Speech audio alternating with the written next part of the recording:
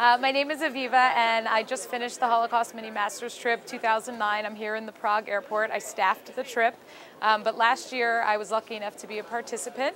I went on the trip because I had gone on Birthright Israel, and truly it made a huge impact on me for various reasons. But after the Israel experience, I knew that in my own personal Jewish journey, I had to go to Eastern Europe to pay respect to the sites of the Holocaust and to those that we lost and to those who never got to see the Jewish state.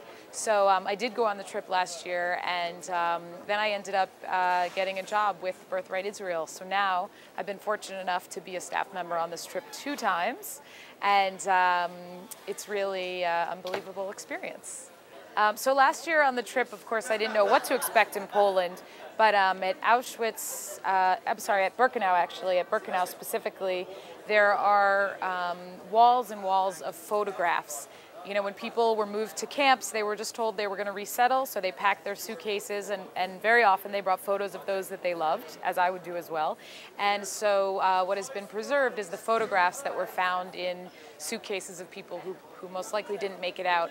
And last year I never thought about the fact that I would actually come face to face with faces of the Holocaust. And my most treasured memories and my most treasured mementos of that trip are the faces of smiling people before the war, the children, the women on their weddings days, the young school children, people wearing the Jewish star on their arm, even that, because that's showing that this really happened, and there's no denying that it happened. And this year again, you know, I came to Birkenau and I saw those photos again, and some of those pictures I've been staring at for a year. And there's actually a photo of what looks like a mother and daughter, and I go up to them every time and I say, oh, they're my girls, because I visit them and I pay respect. And I share their photos with my friends because no one ever gave them a funeral, no one ever gave them a memorial, so I'm doing it for them. And then on this trip as a staff person, it was really amazing to walk through the camp and have participants, you know, be able to voice their overwhelming feelings with me and say, I just can't even comprehend this experience, because that meant that at least I was a shoulder they could come to and someone that could listen. And so that to me is a real gift, so that was a highlight. You know, I had a very modest education. I went to public school. I went to a public college in New York City, but this experience, I always say actually, I always learn the most, I gain the most knowledge when I travel, and this Holocaust Mini Masters experience specifically, you know, our tour guides, we're traveling through Poland with a historian, with local people. I have learned so much.